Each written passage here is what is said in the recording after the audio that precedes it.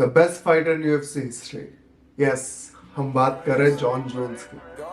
मार्च 4 को यूएफसी 285 में John Jones 3 साल के बाद यूएफसी के रिंग में एंटर करने वाला है।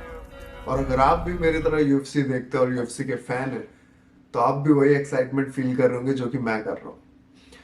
और जॉन जोन्स का नाम आता ही हमें ये तो पता है कि उनकी फाइट कभी भी बोरिंग तो नहीं होती। और इस बार स्पेशल ये है कि सिराल गेन, जो कि उनके करंट अपोनेंट है, वो उनके करियर का सबसे टफ चैलेंज होने वाले। क्योंकि जॉन जोन्स के करियर में हमने जितने बार भी जॉन जोन्स को थोड़ा भी स्ट्रगल करते हुए देखा अपने अपोनेंट के अगेंस्ट, तो वो हमेशा ही एक हाइट वाले अपोनेंट जिनकी रीच अच्छी हो, और जिन जिन भी ओपोनेंट का फाइटिंग बैकग्राउंड बॉक्सिंग से या फिर स्ट्राइकिंग से होता हो, उनके अगेंस्ट जॉन जोन्स को थोड़ा सा स्ट्रगल करते हुए देखा है।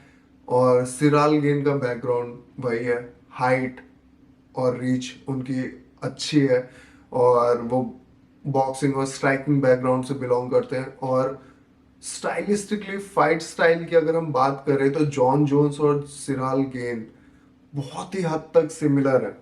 दोनों का फाइटिंग स्टाइल सेम है, बट एडवांटेज इसमें भी जॉन जोन्स को है क्योंकि वो रेसलर हैं। और सिराल गेन की फाइट जब चैंपियनशिप बेल्ट के लिए फ्रांसिस नगानू के साथ हुई थी, तो फ्रांसिस नगानू ने अपने फाइटिंग स्ट्रेटजी में रेसलिंग को ही रखा था और उसी से उन्होंने उनको डोमिनेट किया था। ऑब्वियसली सिराल गेन ये एक्सपेक्ट नहीं कर रहे थे और वो स्टन्ड हो गए थे, क्योंकि फ्रांसिस नगानो का फाइटिंग स्टाइल उनके वन पंच नॉकआउट पावर पे डिपेंड करता है। और सडनली उन्होंने रेसलिंग को चूज किया एज अ फाइट स्ट्रेटजी, उससे वो स्टंड हो गए थे। बट जॉन जो उसके फाइट के आगे फाइट के प्रिपरेशन में सिराल गेन ऑब्वियसली इस चीज को कंसीडर करेंगे क्योंकि जॉन जोन्स रेसलिंग बैकग्राउंड से आते हैं।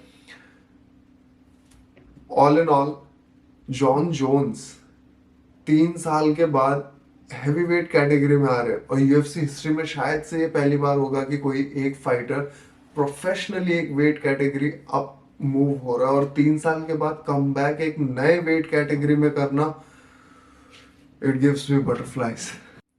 और इसके बाद क्वेश्चन यह आता है कि क्या ये सही मूव था to move up a weight category, to move from light heavy weight to heavy weight category.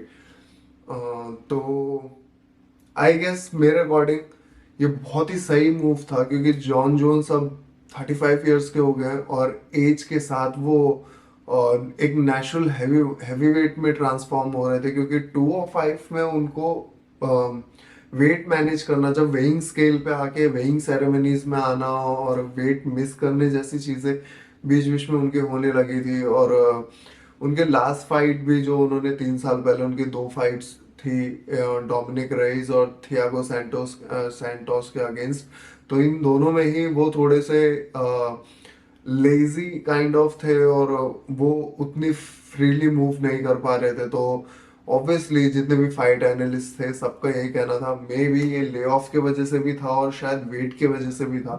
तो और जॉन जोन्स के करियर में ये पहली बार नहीं है कि वो ले ऑफ के बाद आके फाइट कर रहे हैं, बट एक हैवीवेट कैटेगरी में और एक नेचुरल हैवीवेट के साथ फाइट करना एक बहुत ही डिफरेंट चीज है। लेकिन ये बहुत ही सही डिसीजन था। It adds 2-3 more years in his career, क्योंकि अब एज के साथ एक फिजिकल लिमिटेशंस भी आती है और वो अपने, और हम इस चीज को डिनाई नहीं कर सकते कि वो अपने फिजिकल प्राइम को क्रॉस कर चुके हैं।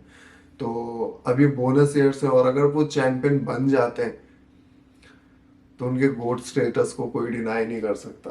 और अब इसी फाइट कार्ड में यूएफसी 285 में को मेन इवेंट वैलेंटिना शवशेंको, एक और यूएफसी की बेस्ट फाइटर वुमेन्स कैटेगरी में, फ्लाईवेट कैटेगरी में, जिन्होंने अपने टाइटल को 7 टाइम्स डिफेंड किया है फ्रॉम फ्रॉम डिफरेंट अपोनेंट्स। और अपनी बेल्ट को डिफेंड करने वाले हैं एलेक्स ग्रासो के अगेंस्ट। बट मुझे नहीं लगता कि एलेक्स ग्रासो उनके लिए कोई भी थ्रेट प्रोवाइड करते हैं। No disrespect to her, but according to me उनका बॉक्सिंग बैकग्राउंड है और उसके अलावा उनके फाइटिंग स्टाइल में ज़्यादा वैरायटी नहीं है। और वैलेंटिना शevchenko उनकी फाइटिंग स्टाइल में बहुत वेरिएशंस है, बहुत वैरायटी है। और जिस तरीके का फाइट आईक्यू उनके पास है, मुझे नहीं लगता कि एलेक्स क्रासो उनको हरा पाएंगी। बट यूएफसी में बहुत सारे अपसेट्स होते हैं और बहुत ही अनप्रिडिक्टेबल स्पोर्ट है ये, तो देखना बहुत ही इंटरेस्टिंग होगा। बट ऑल इन ऑल मुझे लगता है वैलेंटिना शेवचेंको ये मैच जीत जाएगी। और जॉन जोन्स और सिराल गेल, अभी मैं कोई भी प्रिडिक्शन देना नहीं चाहता। तो आज के इस वीडियो में आपको कुछ अच्छा लगा हो तो लाइक ज़रूर करें, शेयर ज़रूर करें, सब्सक्राइब करें और बेल आइकन को ज़रूर प्रेस करें ताकि आने वाले वीडियोस आपको नोटिफाई होके पता चल जाए। तो thank you for your time, peace out.